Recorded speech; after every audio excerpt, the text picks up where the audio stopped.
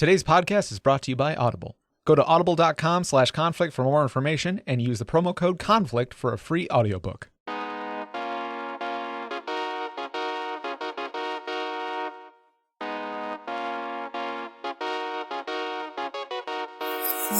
Welcome to InterPartyConflict, the podcast where we answer your questions so you can have the best tabletop gaming experience possible. My name is Gabe. My name is Jeff. And we're going to answer your questions today. But first, I have a question. Jeff. Yeah? How are you doing today? Oh, I'm doing all right. This week's been a little stressful. Somebody at my work tested positive, and they live with one of my other coworkers, and then they are the ride of another coworker. So we were out 3 people. Yeah. All week. And then, everybody, or at least most of us, went and got tested and, came back negative, but I'm going to go get tested again next week just to be sure. Sure. But then Skylar, who has been working at home basically all year, she needed to go into work in person to do a couple things that just had to be done in person. So we had to get her tested because of her contact with me, who was potentially in contact. So this is a big whole stressful thing, but luckily we were able to get both tested negative. And then I was able to take her in over the weekend.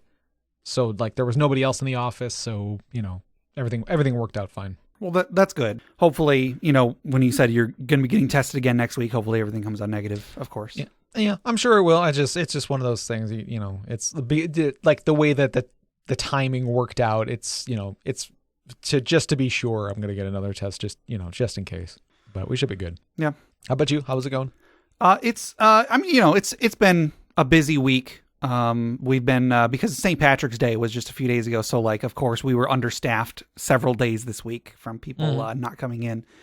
So work has been a bit of extra work and, a little bit of various stressors here and there.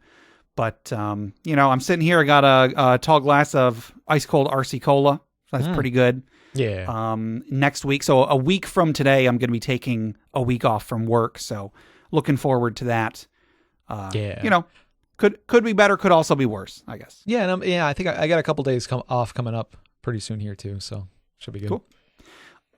One thing I did want to mention, so a few weeks ago we had Austin and Jack from the People's Trivia Company on the show. Oh, right, yeah. They just recently had their anniversary of when they started going online, because they started doing online trivia back during St. Patrick's Day of last year. So this year's St. Patrick's Day was their anniversary. And one fun thing that they did was for their last, because it was mostly St. Patrick's related trivia, but then for the last round of the day, they had trivia about stuff that they like, I think. And so what they did was they reached out to certain people that they knew in the community and had them record videos asking the trivia questions. And so Austin reached out to me, and so there's a video of me asking a D&D related question in that episode of their trivia. So cool. So it was pretty good. It was pretty good. Nice. Yeah. So I post about them on our Discord every now and then. But if anybody is interested in some 3 days a week online trivia, it's a lot of fun, and you can find it. I'll put the link in the show notes. But they're called the People's Trivia Company. Awesome. So listeners may have noticed at the beginning of this episode, we had a little plug for Audible. It's been a very long time since we've had that. Several years ago, I think in our first year, we set up an Audible sponsorship. So if you go to audible.com/conflict, you can use our promo code and then get a free audiobook, and then we get a little bit of a kickback. So it's been a long time since we've used it. We didn't really get a ton of use back in the day. Right. So yeah, I thought I'd bring it back. So to commemorate the occasion, I thought we could recommend a couple audiobooks for you. Yeah. Jeff, do you have an audiobook to recommend for our listeners? Sure. Yeah. I think I might have recommended this one in the past, but for those of you who haven't read the books, you might have seen the show Game of Thrones, Song of Ice and Fire, by George R.R. Martin. It's great, especially in audiobook form. Roy Dotrice is the narrator, which I believe he passed away not too long ago. Oh. But he did play a part in the show as well. He was actually Ooh. the head alchemist in that, like, made like the wildfire and stuff. Uh-huh. But yeah, the audiobooks are really good. Hopefully sometime soon he'll finish the last couple books. Sure. That might never come, but at the very least we got these books. They're really good. So go check them out. Yeah, the audiobook of the first book is actually the only exposure I have to that series at all. Yeah. That like, I don't know. I got hooked on the books. I got, back when I was doing like long drives for my job, I would listen to that. Yeah. Cool. What I want to recommend, it's a little bit cheating. It's not one book. It's actually a trilogy of books. But in particular, there's the book Azure Bonds, it's a Forgotten Realms novel by Kate Novak and Jeff Grubb. And it's part of a trilogy. I didn't know it was a part of a trilogy for a very long time because I had a computer game that was based loosely off of this book, or the book was based off. I think the game was based off the book. I could be wrong.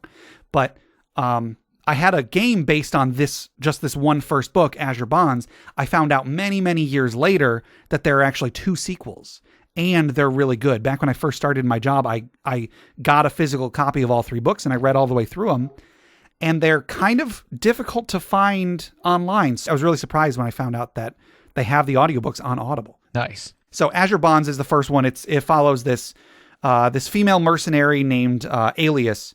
When I was a kid, because I was reading the text, I thought it was Elias, but whatever.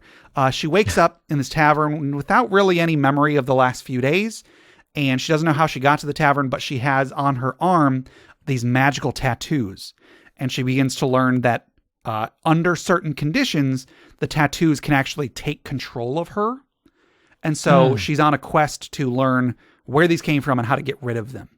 And it's really cool. There's a character in this book named Dragonbait, who is he's sort of like a dinosaur person.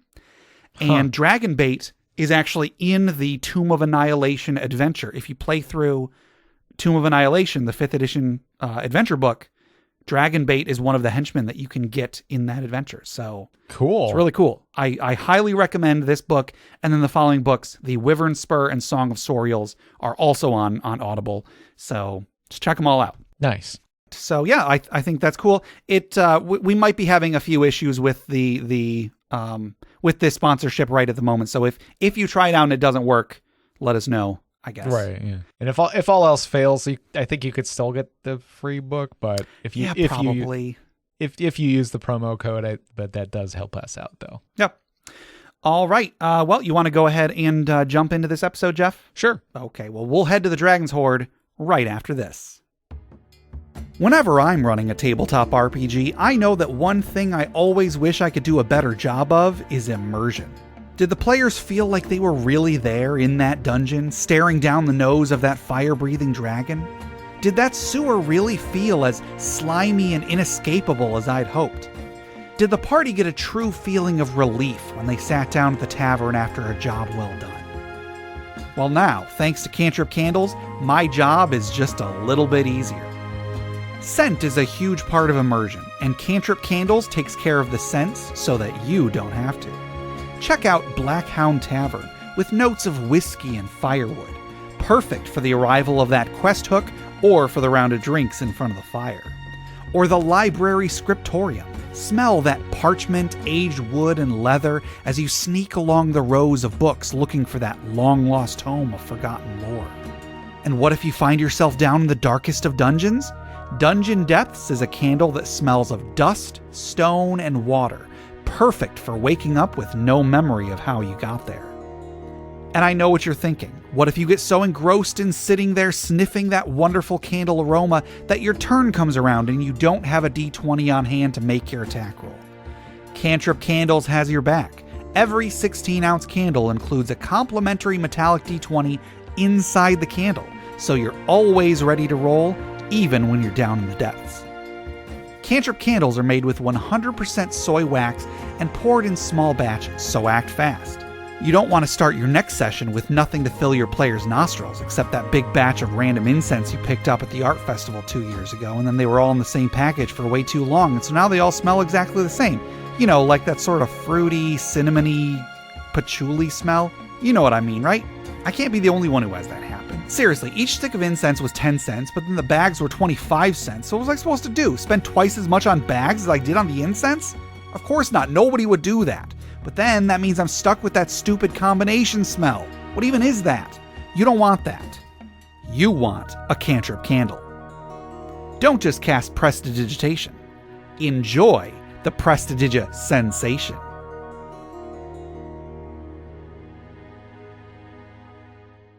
So Jeff, I want you to imagine that you're in a tavern. And, you know, you're at the tavern, you're in like some sort of a gambling game. There, people got dice, they got cards, whatever the heck you gamble with. And you see this grizzled individual in a cloak, and he's got like an eye patch, and he's got a big scar over one of his arms. And he comes over, and he throws down this rolled up sheaf of parchment, and he says, "I want to wager this here map." Oh, okay. I don't know what sort of response you want to give to that. All right. What's the map to? This here map. It be to the Dragon's Hoard.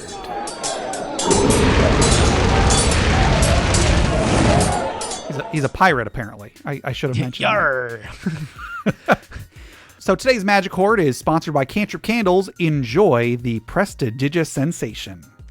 And today's magic item was submitted by the Beverage Tea via Discord. And the item is Pogs of Power. Ooh. Jeff, before I get into what this item does, do you remember Pogs? Oh, I remember Pogs. Pogs are the greatest. They were a game. It was okay. Schools tended to consider them gambling, but Pogs were basically a game where you had a bunch of these little cardboard discs. I think at one point they were milk caps, but by the time that I came around, at least, people hadn't used cardboard milk caps for, years and years. But there were these little cardboard discs, and then you would stack them up, and then you had like usually a plastic or metal disc that was a little bit bigger called a slammer. Yeah, the slammer pog, yep. You would throw it at the stack, and then any of the pogs that flipped over when the stack fell over, any of them that flipped over, you got to keep, I guess, depending on whether you're playing keepsies or not. And then you keep going until all the pogs were gone, I guess. Right, yeah. So this item is Pogs of Power. This is a wondrous item. It is very rare. These tiny magical discs are disguised as game pieces popular among the young throughout the realms. Similar in appearance to ordinary Pog pieces, the magical Pogs contain a trio of stars somewhere on the front face. On the back face, in minute inscription along the bottom, is a name of a level 1 spell or cantrip written backwards in dwarven runes. If translated into common and spoken aloud while chucking the Pog as hard as possible at a target, the word will release the spell as a one-time use. Nice. So it's kind of like a scroll or just like a one-time use item of a particular spell, but you chuck a Pog at somebody. Yeah, that's pretty good. How do you beat that? That's amazing. Right. I don't know if I'd make these very rare, because what is it, a cantrip level? Yeah, that's a good point. That's a really good point, actually. Yeah. But maybe common, actually. Maybe common. But if you open them up to like different levels of spells, it could be it could vary. Oh man, the guy that shows up with like a meteor swarm Pog. Oh gosh. But then he loses it in the game. Oh no. Because maybe he has a plastic slammer, and the other guy is one of those slammers that it was really tall, and you like spin it or something. Gabe, we should make a campaign setting where all of magic is just done through Pogs. And so the most powerful wizards are the ones who just keep winning the Pog games. Jeff, this sounds too good to exist. This sounds like Yu-Gi-Oh or something. It is too perfect for this world. Right. But yes, it is very much like Yu-Gi-Oh. All right. So yeah, I don't. There isn't really much else to say about this item. It's just it's fun to go down memory lane talking about Pogs. Yeah, Pogs are great. Yeah. So hey, thank you, Beverage Tea, for submitting that. It is very much appreciated. All right, I think that'll do it for the Dragon's Hoard for today. So Jeff, if anybody else wanted to be like the Beverage Tea and submit magic items for us to discuss in the Dragon's Hoard, or questions for our main segment, or stories for the funeral pyre or retirement village, how would they get those to us? They can send us an email at interpartyconflict@gmail.com or join us on our Discord at bit.ly/interpartydiscord. That's correct. And just a reminder, listeners, it costs you $1 to submit a magic item, $2 to submit a question, and $3 to submit a funeral pyre. So you can pay those to us through PayPal. We're always happy to get some more of those. And now for a word from our sponsors.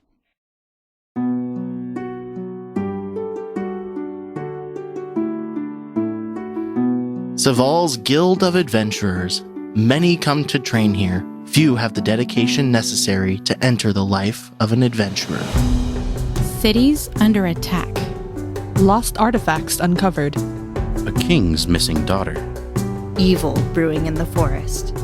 Trouble lurks around many corners. Each for their own reasons, these 4 individuals have sought out this lifestyle. Follow their stories in the Aurelian epic as they confront their nightmares, Decipher their visions. Explore new realms. And make the world a better place. These are The Adventures in Aurelia. Listen to this story at adventuresinaurelia.com. That's ERYLIA.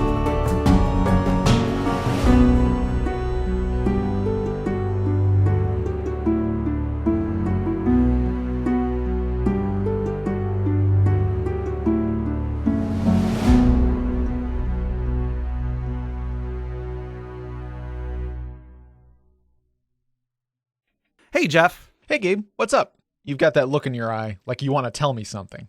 I do, Jeff. Today, I want to tell you about Stamps.com.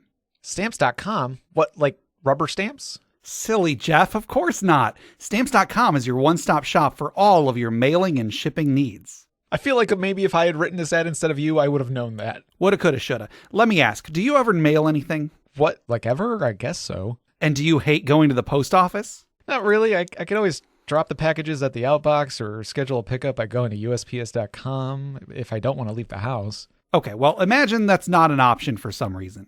In this bizarre, otherworldly scenario, Stamps.com has you covered. But we're not in that scenario, are we? Shut up about the other options. Okay. Stamps.com lets you print postage online from your home printer and skip having to wait in line at the post office. Whether you're sending letters or packages, whether it's for leisure or for business, Stamps.com has you covered. Get discounted postage and a free scale when you start your 4-week trial at Stamps.com/save today. That sounds pretty cool. Doesn't your wife ship out a lot of things? She used to. She had a pretty active eBay business, mainly selling clothes. She shipped tons of stuff on a daily basis. Oh, wow. And did she use Stamps.com? No, she did not. I think she just used USPS. Oh. Well, do we have like a promo code for this or something? No, we do not. So go to stamps.com/save and you can take those pesky lines at the post office and stamp them out.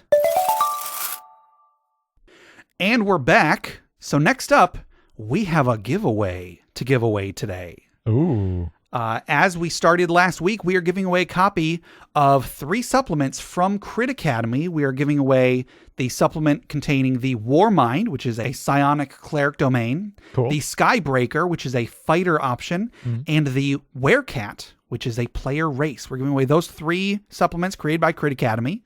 So, Jeff, who is our winner of these great supplements today? Our winner today is Vamp Demigod. Winner. Gobble, gobble, gobble. Yes. Congratulations, Vamp Demigod. They actually just joined our Discord not too long ago, so it's always nice to have some more people hanging out with us and everything. Nice. Yeah, congratulations. You should be getting those supplements in your email pretty soon. Be sure to leave Crit Academy a review. The more reviews they get, the more attention they get, and the more they'll know to improve in the future. So yeah, it's a great little batch of character options that they've decided to give our listeners. We're really, really appreciative. Thank you, Crit Academy. Thank you, Vamp Demigod, for entering. Jeff, if anybody else wanted to be like Vamp Demigod and they wanted to enter this drawing to win a free copy of these 3 supplements, how would they enter? They could send us an email at InterPartyConflict@gmail.com with Crit3 in the subject line. That's correct. And next up, I want to thank all of our wonderful patrons. But that includes, guess what, Jeff? What? We've got 2 new patrons this week. Ooh.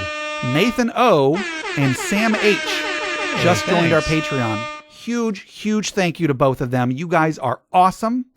I believe Nathan O. is of a high enough level to join our Roll20 game. I'm not sure. I haven't heard back on whether they actually will be joining us or not. Regardless, thank you to both of you, Nathan O. and Sam H.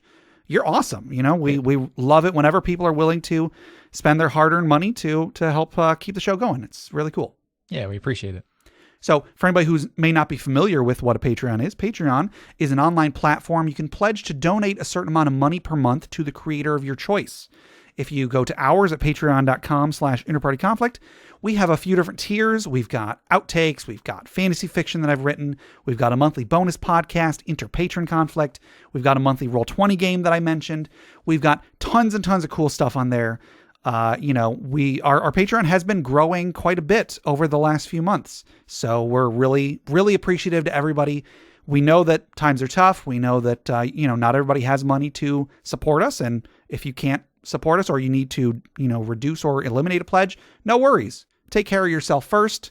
We understand, just keep listening. That's all we really ask. Yeah. So big, huge thank you to everybody again. Awesome job, Nathan O. and Sam H. You guys rock.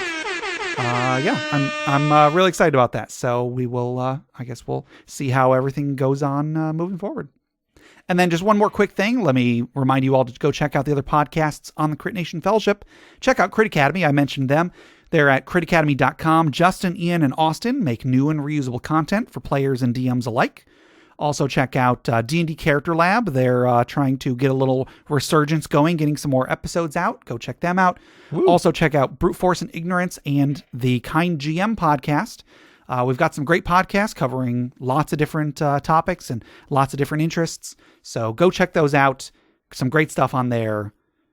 Let's get into this episode after this. Hey, Jeff, how are you doing today? I'm doing all right. I have to make dinner for Skylar tonight. Oh, I'll bet you're nervous, aren't you? Well, No worries, I've got you covered. Here's my favorite recipe. It's for a Cajun chicken Alfredo. I first learned about this recipe back during my childhood in Tuscany, when my grandfather owned a vineyard in the hills. He used to take us down the hill. Listeners, and used to point out I think he's going to be going for a little while, but what I was trying to say is that I'm not nervous about cooking. Not at all. I've started using HelloFresh, a meal kit service that takes all the stress and worry out of cooking. HelloFresh is simple and easy. You pick a plan, you get your delivery, and then you cook, eat, and enjoy. Customize your own menu, deciding the number of people, picking the recipes per week, and choose your food preferences. Want calorie smart options? They've got those. Vegetarian, pescatarian? They've got those too. There's even family-friendly options for those of you who might have picky eaters running around. Then each week you'll receive simple step-by-step recipes complete with nutritional information and fresh, pre-measured, locally sourced ingredients to get you whipping up delicious dinners in no time. Last week I had a chorizo burger with aioli and green salad and pea and asparagus gnocchi with tarragon and brown butter. And next week I'm thinking about having a cherry balsamic pork with thyme roasted potatoes and broccoli. There's so many options, you never need to eat the same thing twice. Unless you want to, that is. Join today to get 7 free meals with your purchase. That's a value of over $145 and free shipping on your first box. HelloFresh takes the "what do you want to eat" conversation and chucks it in the recycle bin, along with all the recyclable packagings because they are committed to a green future. Welcome to a world where dinner is always planned, simple and delicious, and you don't need to scroll through someone's whole life story just to get a recipe. You know what I mean? And from that day, I knew I would never eat liver again. Anyway, now we can actually get to the recipe. First, you're going to take 4 small chicken breasts. Don't worry, Gabe. I've got dinner handled. Thanks, HelloFresh. Do you love InterPartyConflict? You know, the show you're listening to right now? Yeah! Then check out their Patreon at patreon.com/InterPartyConflict. You can help support the show and get tons of bonus content too. Access hundreds of outtakes, dozens of short stories, periodic updates about the behind the scenes of the show, personalized media, a monthly Roll20 game run by Gabe himself, and more. Every month, Green and Red Tier patrons get access to the bonus podcast, InterPatronConflict, where Gabe and Jeff cover a wide variety of topics. Join right now and access the most recent episode, which might sound a little something like this. So, I really don't know why they chose this. And like, who the heck is talking right now? I think it's Jason Alexander. I could be wrong. It's either Jason Alexander or someone doing a Jason Alexander impression. Now, are they sweeping the dust into the box? That's a good question, because I don't want a box of dust. I will go on the record right now and say, don't give me a box of dust. Get out of here with your box of dust. Get out of here, dust. Like, yeah, there are pictures of people behind him. Who are these people? Okay, this isn't it. I'm sure this isn't it, but that kind of looks like one of the guys that used to do Game Informer reviews. Oh, yeah? I mean, maybe it is. I don't know. Maybe someone made this really likes Game Informer. And like the guy with the wheel, yeah, the guy with the wheel like limbs, like he gets turned to dust, and then there's still a wheel left. Like that's not going to fit in that box. What did they do with the wheel, Jeff? What happened with the wheel? What did they do with the wheel? Oh God, that purple thing gives me nightmares. Yeah, I'm pretty sure I recognize what the purple thing is. Again, it's a really accurate representation of its appearance. I just don't know what it's doing here. Sure. I like how he gets eyeballs. Like it's a skeleton with no eyes, but it gets eyeballs when it gets electrocuted. Yeah, that's a good point. Like how when things get electrocuted, you can see their skeleton, but instead if you electrocute a skeleton, you can see its eyeballs. Oh, you just figured it out, Jeff. we solved it here.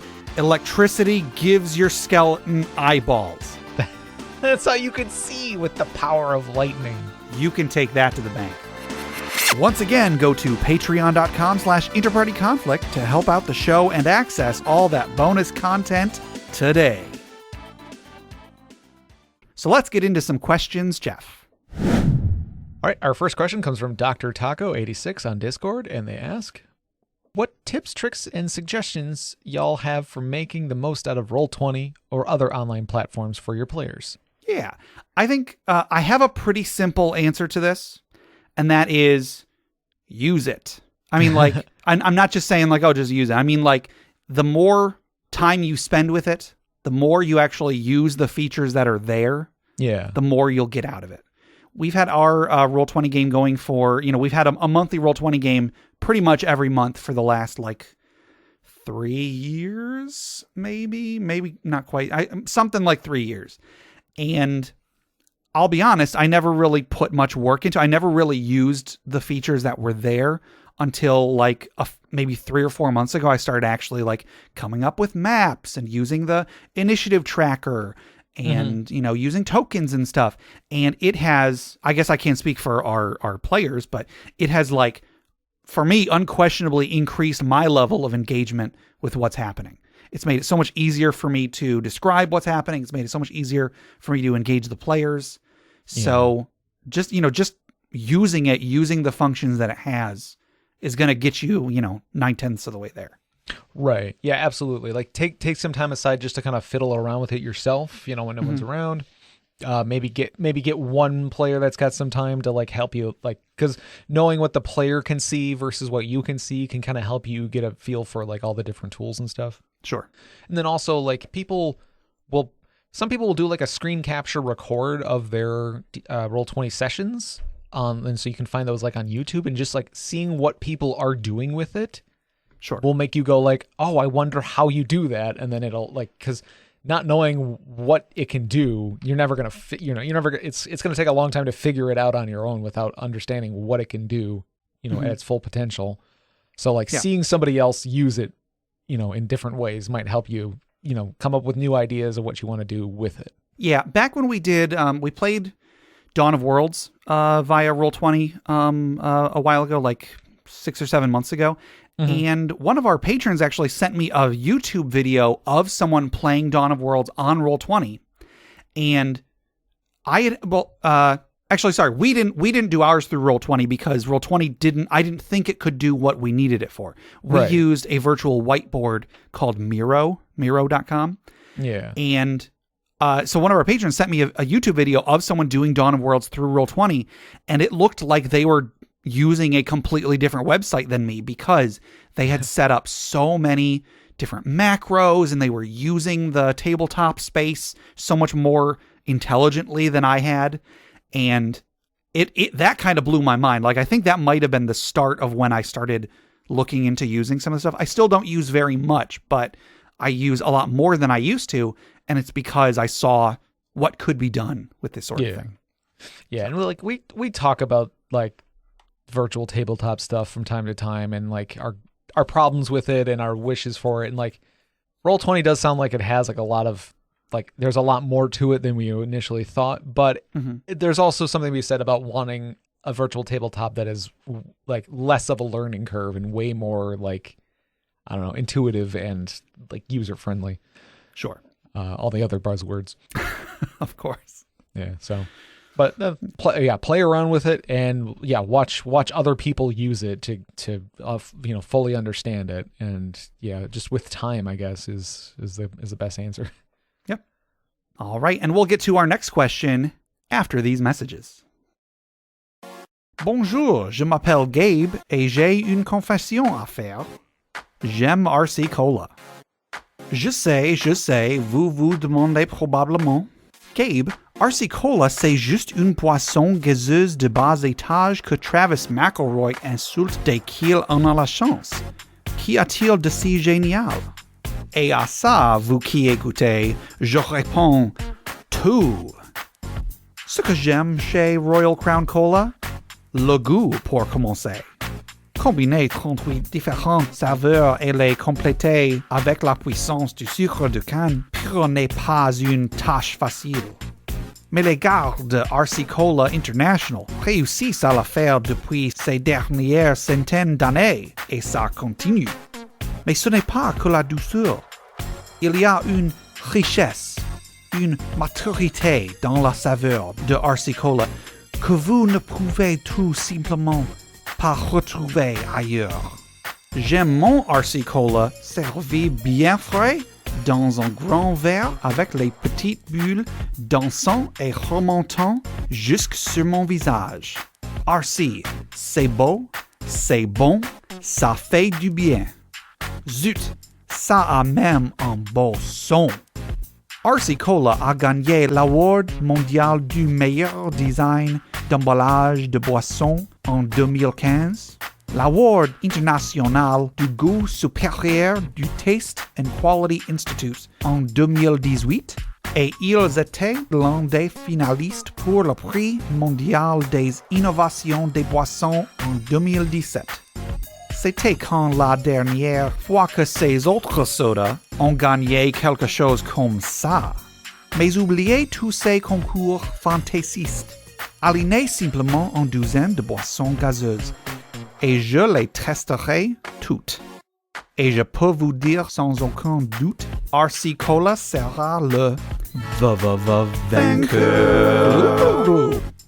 Donc, si Travis McElroy va insulter le RC Cola, alors peut-être que le goût délicieux, rafraîchissant du Royal Crown Cola devrait simplement insulter lui. RC Cola International est une filiale subsidiaire entièrement détenue par Keurig Dr Pepper, précédemment DPSG. Tout doit réservé. Voulez-vous rejoindre la RC Family? Visitez le site rccolainternational.com/our-brands pour plus de détails.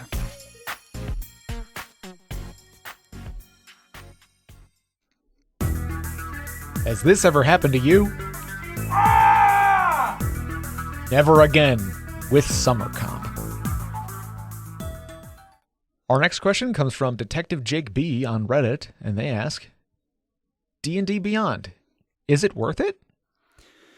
Yeah, so we covered, we had a question about D&D Beyond a couple years ago, or like a year and a half, something, a good amount of time ago. Yeah. And at the time, I was pretty negative about it.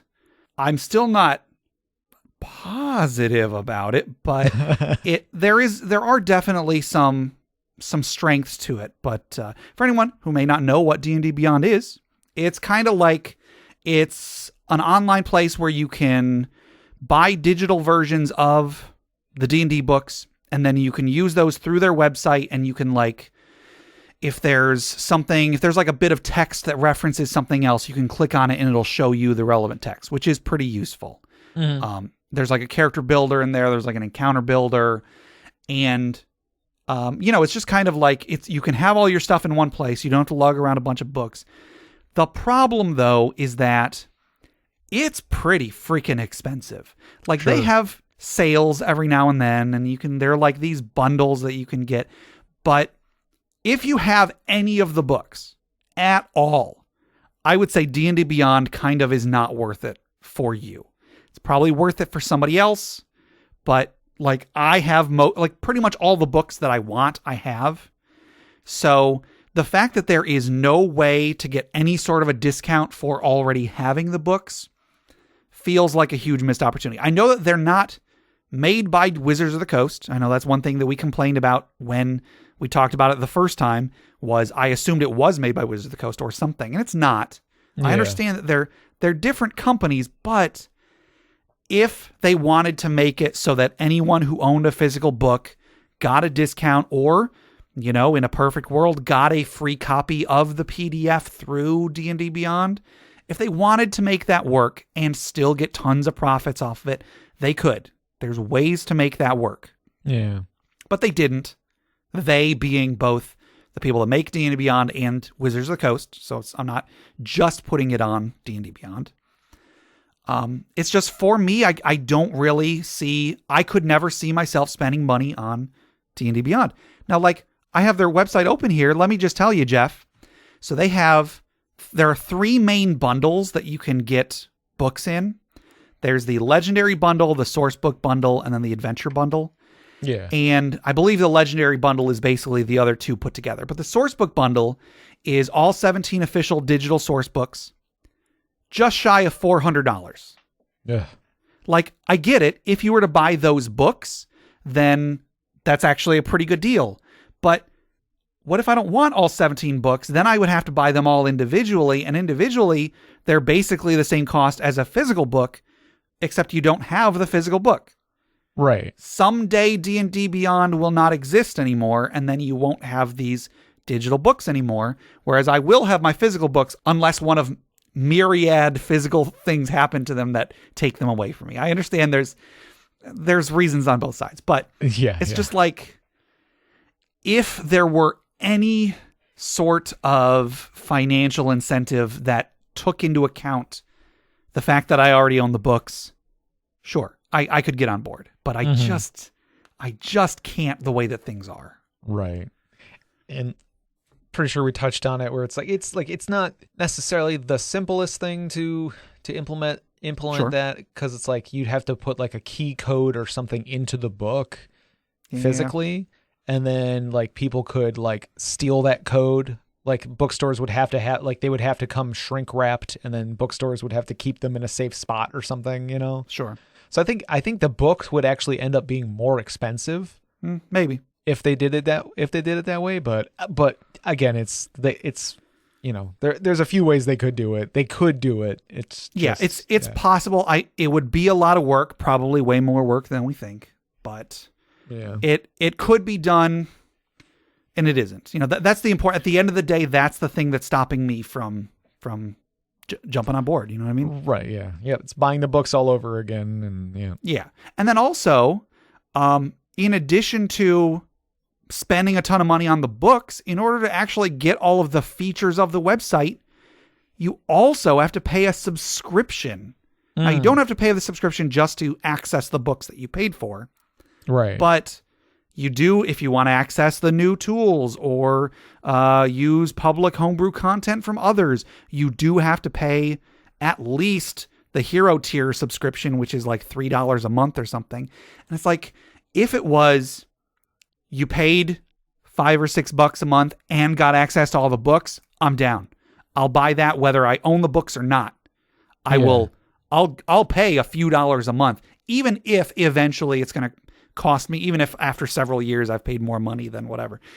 Still, having to pay such a huge amount of money up front, it looks like a huge stop sign to me. Right. And that's probably just a hang up of my own. I'm sure people out there use D&D Beyond and they love it. But for me, I don't know. Yeah. Yeah. Because I think with that, like, the idea would be that, like, we're only going to have a campaign going for maybe a few months, you know? Sure. And so we'll buy those few months. They get their money. We get to use the tools. And then we end the subscription. We no longer get those tools. But next campaign around the corner, we'll be like, let's do that again. Yeah. Maybe this campaign will go for longer. Who knows? And so we got, they can still get plenty of money from us. Sure. But making it a little bit easier for those of us who don't want to just burn $400. Right. And I'll mention, a couple of our listeners, like last time we talked about this, sent me a link to a thing that would let me access the books that they have. Because if you have the highest tier, you can share your book access with other people. Yeah. And I mean, that's cool, I guess, but like, it would be even cooler if that was just part of owning the books in the first place. But whatever the case, I've had, I think 2 of our listeners sent me a link like, hey, if you ever want to see what D&D Beyond is like, here's a link. You can count yourself as part of my campaign for purposes of accessing the content. And that was awesome. Right. Yeah. That's cool. And big thank you to them. But even still, like, if I was in a game, I would probably use it. But like, I'm not even in a game, so I'm especially not. I don't have a need for it at the moment. So yeah. Maybe when 6th edition comes out, I will hold off on getting the books and wait and see if something like this happens. Right. Wait and see if this has a 6th edition version. Then again, I know that's not true. I'm definitely going to buy the books when the books come out. But Gabe, what if it's 6th edition is digital only? I mean, if it is, okay. Like that, my knee-jerk reaction is to shy away from that. But I'll see how it is when it comes out. I'll think about it then. Like if they somehow finally come out with a like legitimate official virtual tabletop and make 6th edition is just fully digital. Yeah. I'll hope for the best on that one, I guess. Yeah. I mean, I'll try it out, So yeah, just to recap the answer to the question, like, it's not worth it for me. Not at all. It might be worth it for some of you guys. If you enjoy it and if you get a great amount of use out of it, good for you. But for me, I just can't rationalize spending any money on it. Yeah. I'm in the same boat. Like it's definitely like there's definitely going to be somebody who's going to get a lot of good use out of it. And it's going to be totally worth it. But for me, sure. Nah, not so much. Yeah. All right. Well, we'll be back with another question after these messages. Today's show is brought to you by DnD Beyond. What's D&D Beyond? D&D Beyond is the official digital toolset and game companion for Dungeons & Dragons 5th edition. D&D Beyond hosts online versions of the official Dungeons & Dragons 5th edition books, including rule books, adventures, and other supplements. It also provides digital tools like a character builder and digital character sheet, monster and spell listings that can be sorted and filtered, an encounter builder, and an interactive overlay Twitch extension. In addition to official D&D content, it also provides the ability to create and add custom homebrew content. That's so cool. I'll bet a service like that costs a fortune. Quite the contrary, Jeff. Much of the content on D&D Beyond is free, but for anything that isn't, you have the option of buying just the books you need or buying them as part of a bundle. Bundles save you money in the long run and give you unlimited access to dozens of digital source books and adventure books, all with cross-referenced hyperlinks that let you bring up relevant text whenever you need it. Wow, but I play with 4 people. Do each of them need to buy their own digital source books? Normally, yes, but D&D Beyond also has subscription tiers that give you access to different features beyond the source books, like homebrew content, new tools, and more. If you join in the Master tier for as little as $5 a month, then you can share all of your unlocked official content with other players in your campaigns. Wow, that's almost as good as owning the books themselves. Almost, yes. So if you want to play D&D 5th edition and keep all of your content in one place, and you haven't bought any of the physical books for some reason, what are you going to do? I'm going to use D&D Beyond. That's right. Take your tabletop game beyond. D&D Beyond. All right, our next question comes from Ravel G on email, and they ask, any tips on adapting a setting or world such as the one from Magic the Gathering to D&D? How do you make sure to fully flesh out the world in both mechanics and lore for D&D while making sure to stay true to the original iteration? I think it's funny that that Ravel G used the example of Magic the Gathering, because Magic the Gathering is one of the few things that has an official D&D D&D source book. Yeah, the Ravnica book, right? Yeah, but replace Magic the Gathering with anything else. One thing that like I've thought in the past would be really cool. There's a game that I've played for many years that is called Dragon Dice. It's like a tactical dice-based war game. Yeah. And that game has its own lore. It has its own world. There are even novels written in the world of Esfa, which is where this takes place. Okay. And I've always thought it would be cool to do something like that. I feel like the simple answer is do your best. Like look at what lore exists and then translate it as best as you can. As far as mechanics and stuff, you're not really going to make, especially if you are using an existing rule set like D&D, you're not really going to make something that has the mechanics of Magic the Gathering or the mechanics of Dragon Dice or whatever. Mm-hmm. Try to focus on making it just a world first, and then maybe if at some point there's a way that you can integrate some of the mechanics, then, all the better. Like in Dragon Dice, white dragons are the most powerful of the dragons. So if you were to do that in a Dragon Dice-based campaign setting, you were to just swap around, maybe just increase some stats or whatever so that white dragons are the most powerful ones. Right. Sure, that's a way that you could fit in some of the mechanics while also keeping it's still the basic rule set of D&D. Yeah. Focusing on like the actual world building and stuff versus the mechanics, because once you get into making your own mechanics, it can get real messy. It's a big can of worms you're opening up. Yeah, especially when you're trying to both stay true to the source material and keep D&D balanced. Like it's rough. Like because with like Magic the Gathering, it's all about planeswalkers summoning, monsters and casting spells and stuff like that. It's like there's not really a ton of like there's plenty of spells in D&D, and there's summoning spells in D&D, but not to the extent that you're supposed to be doing in Magic the Gathering, where you're like, summoning giant hydras that eat worlds, that kind of thing. That's a badass spell, though. Right, yeah. It's cost that's a 12 drop right there for sure. Yeah. Yeah, so just to recap, just do your best. Try to translate the lore first, if there's room for mechanics later, but the mechanics, I would say, are less important than the lore of the world and such. Yeah. All right. And now for a word from our sponsors. Hello, my name is Gabe, and I have a confession to make. I love RC Cola. I know, you're probably thinking, Gabe, RC Cola is just that third-rate soft drink that Travis McElroy dunks on whenever he gets the chance. What's so great about it? And to that, listener, I say, everything. What do I love about Royal Crown Cola? The taste, for starters. Combining 38 different flavors and topping them all off with the power of pure cane sugar is no easy task. But the folks at RC Cola International have managed to do it for the last 100 years and counting. But it's not just sweet. There's a richness, a maturity to the flavor of RC Cola that you just can't find anywhere else. I love my RC served ice cold in a tall glass with the carbonation bubbles dancing up and onto my face. RC tastes good, it feels good, it looks good. Heck, it even sounds good. RC Cola won the 2015 Beverage World Global Packaging Design Award, the 2018 International Taste and Quality Institute Superior Taste Award, and they were a 2017 finalist at the World Beverage Innovation Awards. When was the last time those other sodas won anything like that? But forget all the fancy contests. Just line up a dozen soft drinks in a row, and I'll test them all.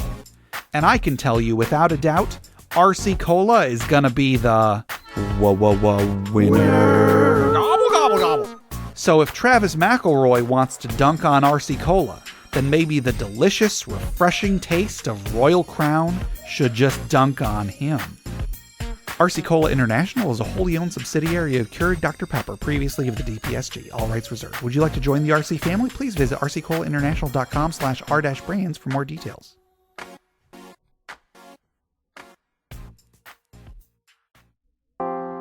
Mr. and Mrs. Thompson, I'm afraid it doesn't look good.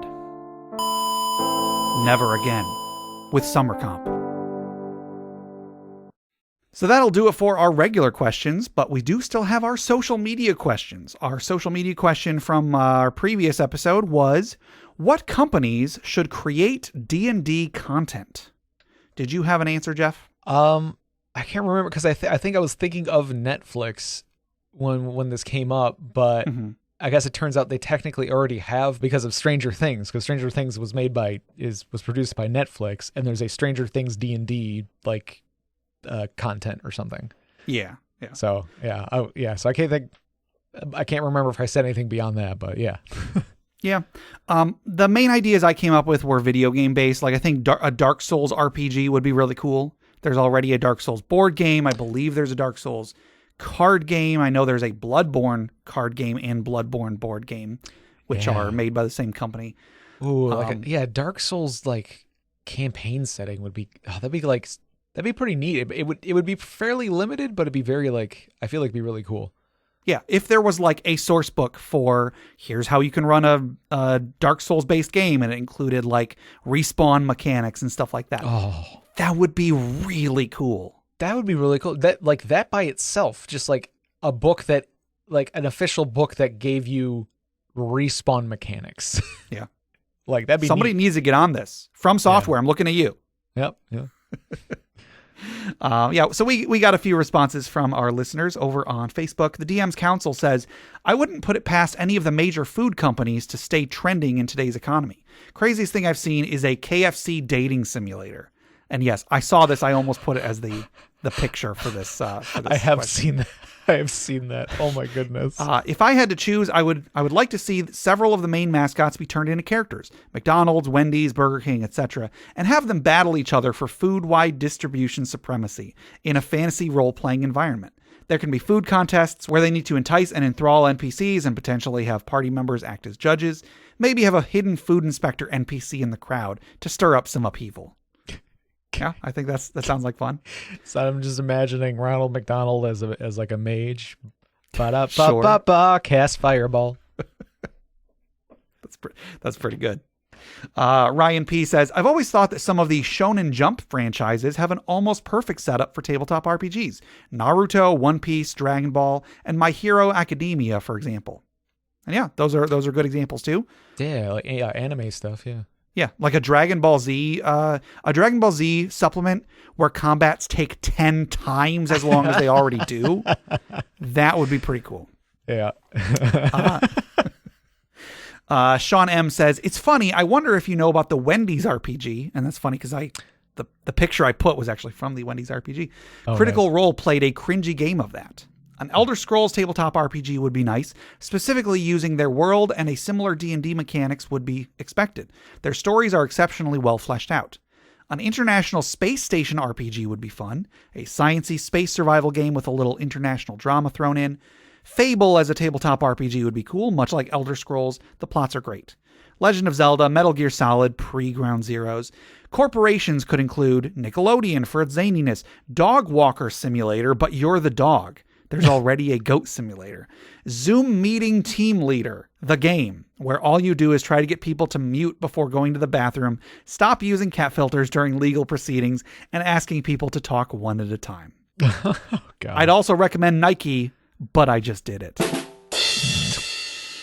Oh, boy. Thank you, Sean M. That was oh, no. That was a fun response. Nathan O says, I believe that's Nathan O, our new patron, says, Powerade Squad, like Power Rangers, but all about hydration. That's pretty darn good. There actually was a Power Rangers story arc where they were like a group of alien water rangers or something. Yes. Yeah, the alien rangers. Yep. Yeah, just make them the Powerade Rangers. Right, yeah. Yeah. We didn't get anybody on Twitter. Over on Reddit, we got a couple. Arcanist Winterbrand says, I would like to see either a D&D supplement or a standalone RPG for the Minecraft franchise. I'm not totally sure what that would look like or how it would be implemented, but I think Minecraft sets up many things like adventuring, combat, crafting, and more activities that would make for great tabletop RPGs. You know, I saw recently a thing about somebody's making a mod for Minecraft to kind of turn it into like a turn-based adventure RPG. That would be really cool. Yeah. So I'll have to look into that. That sounded promising, but it looked like it was like in early development. So yeah. One more on Reddit. Alstar the Minotaur says, when is the InterPartyConflict brand adventure path coming out? And there is more to his post, but I added as a reply, spoilers, the IPC AP has actually already been rolled out as an ARG hidden in the metadata of each episode. So go look for it. It totally exists. Alstar goes on to say, other than the obvious choice of you guys, there's a bunch of actual play podcasts and shows like Not Another D&D Podcast or Dimension 20 that are the perfect mix of silly and challenging to me. If they started producing third-party content or adventure paths, I could definitely see myself looking into them. And yeah, that's pretty cool. It would be neat if there were, let's say if there were a company that was like, hey, if you have a tabletop RPG podcast, get in touch with us and we will make you some, 10-page supplement or something based around your podcast. Sure. Wouldn't that be cool? That'd be neat. Yeah. I was trying to think like what kind of stuff like if we had our own like campaign setting or something like that, there'd be dragon hordes everywhere. Yep, there would. You'd be falling over them. Everybody would secretly be a dragon. Yes. That's the campaign setting. Like the players slowly finding out that everyone's just secretly a dragon and has a horde somewhere. Yeah. So over on Discord, we just got a few. Deborah Soar says, I'm probably going to butcher this, Nedi Okorafor, go read Binti and tell me you wouldn't play an RPG in that universe. I don't know what that is. I apologize, but thumbs up, I guess. Stiltskin Koopa 84 says, Final Fantasy. And this was, if I hadn't said Dark Souls, I would have said Final Fantasy. It is kind of a capital crime that there still is not any sort of Final Fantasy tabletop RPG. Yeah. What are you doing, Square Enix, aside from making terrible games? What are you doing?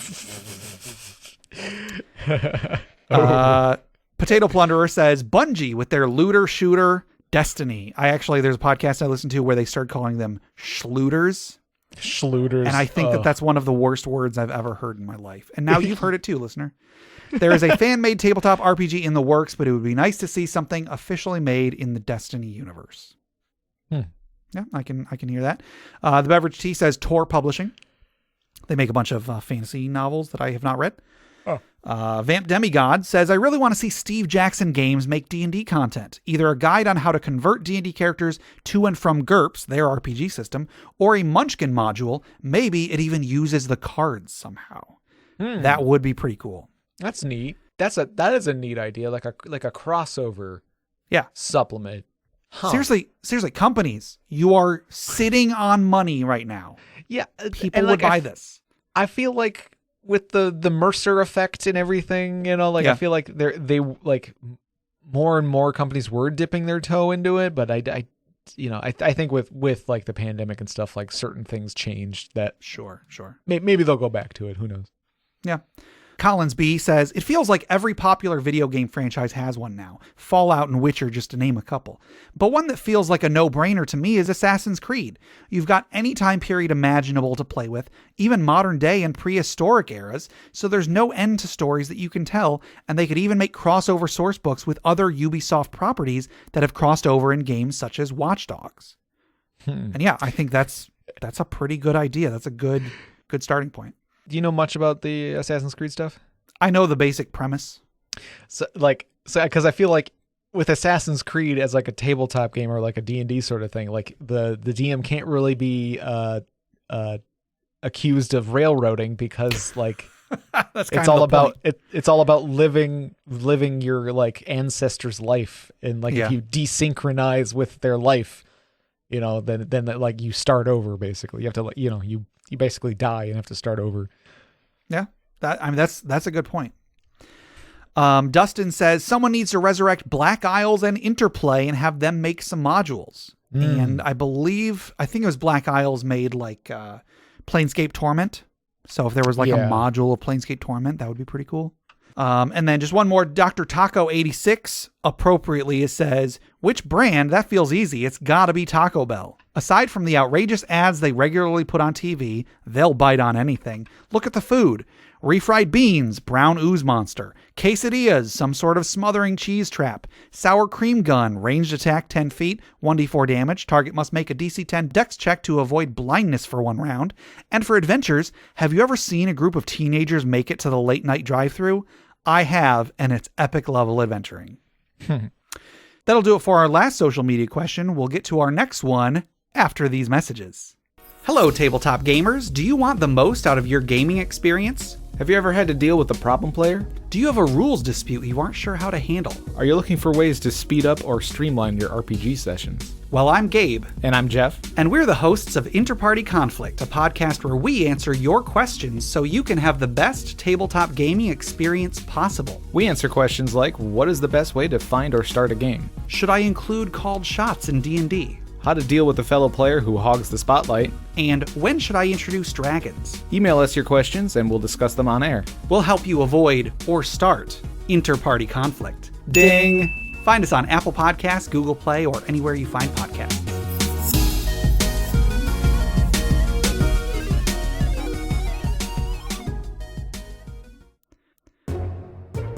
Hey, Gabe, can you pass me that thing over there? Sure, here you go.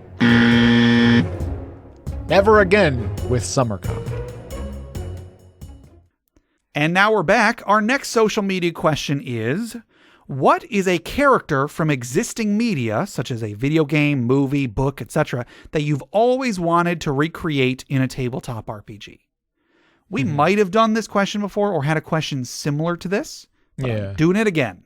Right. So, is there a character from an existing work of fiction that you would like to make in D&D, that you've always wanted to make in D&D? Yeah, I definitely have an answer for this. It's I've always tried to make Edward from Full Metal Alchemist. Okay. Like I try to do like different combinations of like conjuration, transmutation, artificer, things like that. Cause it's just all like about like alchemy and like he basically like the alchemy in that show is like the spell fabricate on steroids. Sure. Or they could just like, as long as they have the materials around, they can just like make stuff and just have it appear immediately. Yeah. And there's a lot more to it than that, but like, they can use like, there's a guy who can basically cast fireball at will, Sure.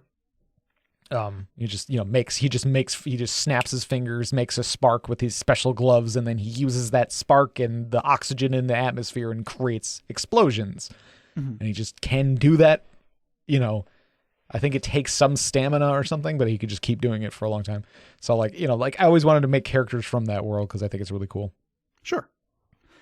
There is, I guess the one I would pick, I didn't have one in mind when I asked this question. I don't know why I didn't, but one that does come to mind that for many years I always tried recreating in various tabletop RPGs, and it never really worked. There was a sci-fi TV show called Lex that I used to watch. Oh, yeah. And one of the characters in the show was essentially an undead assassin. And I've always thought I loved that show when I was in high school, and that's when I got into D&D. So I always wanted to try and recreate that character. Doesn't really work very well because he was like indestructible and such and so on. But, it'd be neat if there was a way to play a game that did cater to something like that. Maybe like something that was less D&D and more, I don't know, Mutants and Masterminds or something. Sure. Yeah. So yeah, I'm interested in seeing what some of our listeners have to say. I'm sure there's some good stuff out there. So listeners, check that out, and we will be right back after this word from our sponsor. And we're back. That'll do it for all of our questions for today. But before we close out, let's wind down. Let's take a deep, wafting breath of that cantrip candles scent. Ooh. As we toss another log onto the funeral pyre.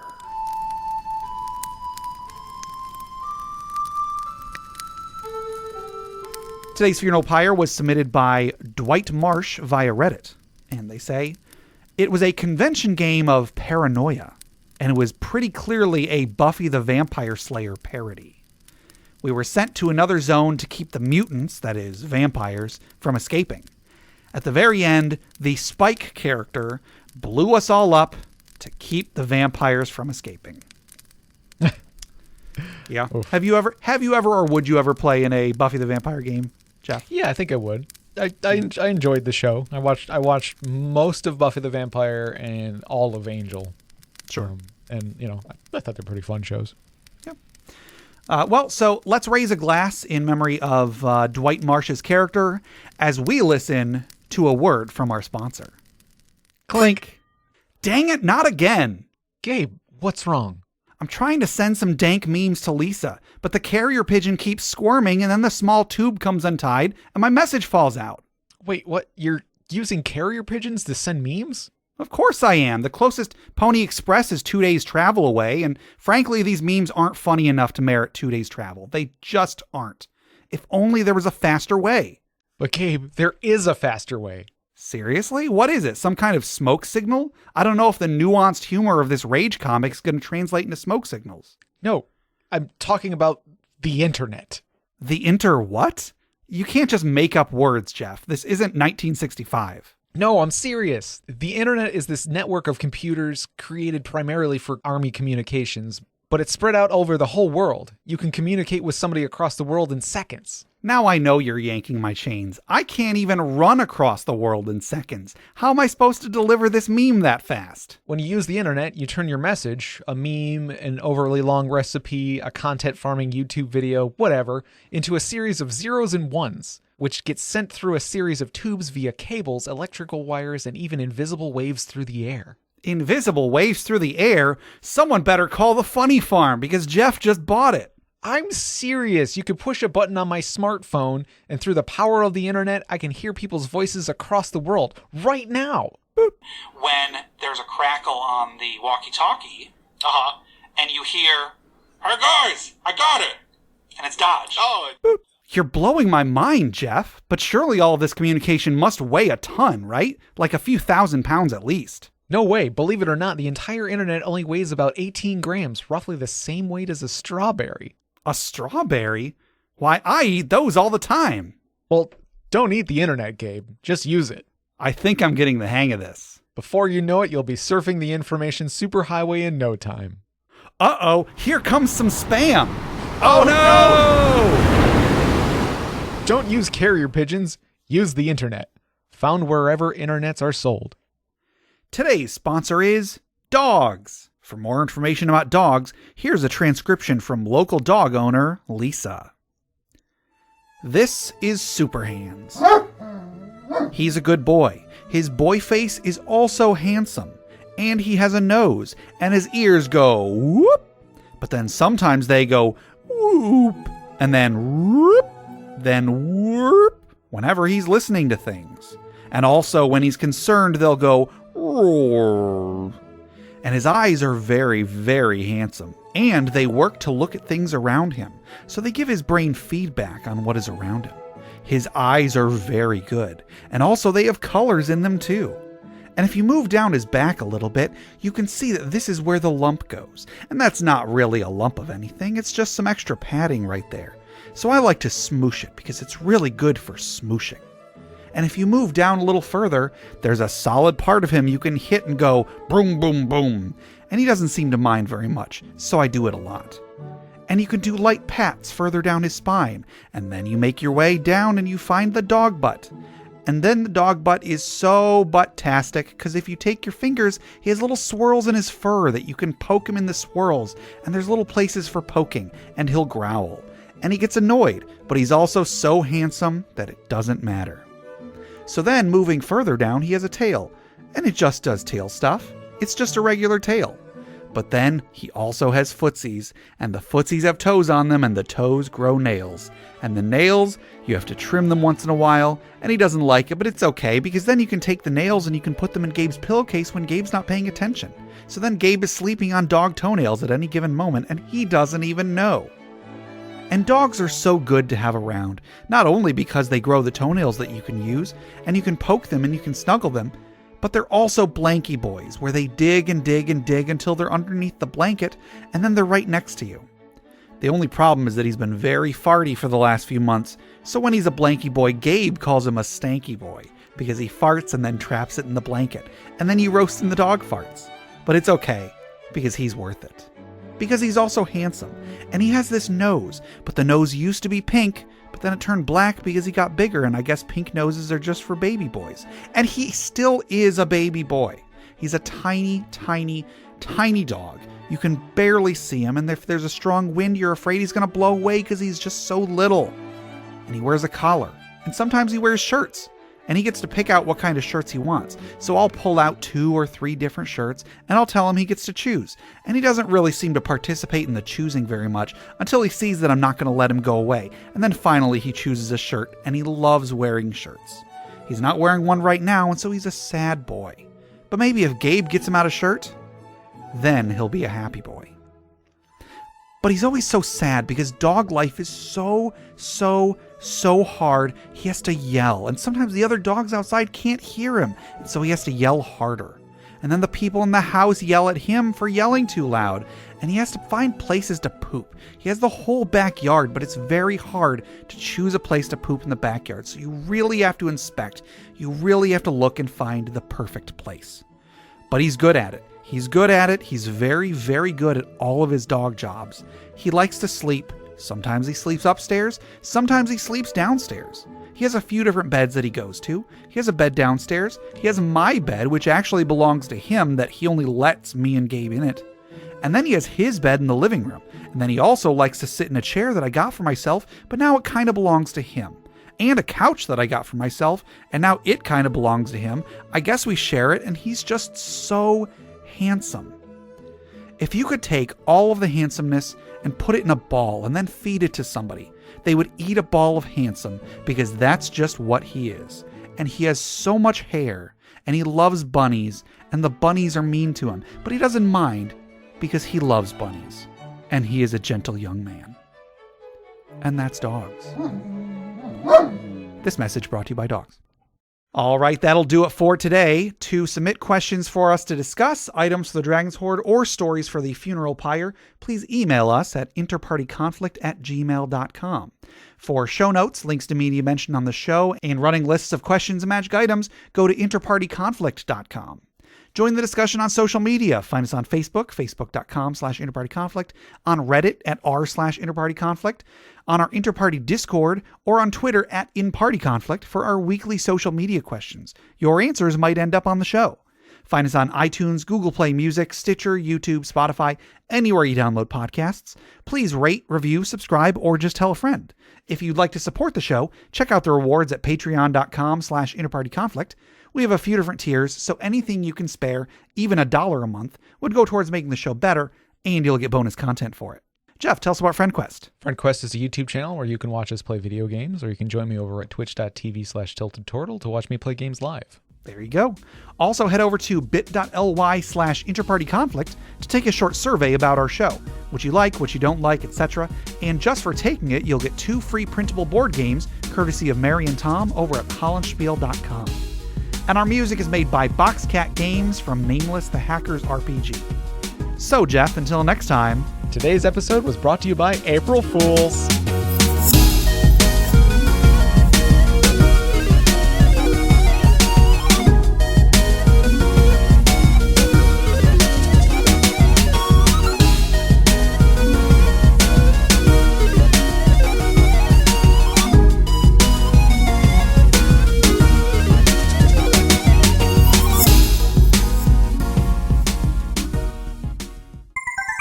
This is a Crit Nation podcast. For more content, go to critacademy.com/critnation or use the hashtag CritNation today.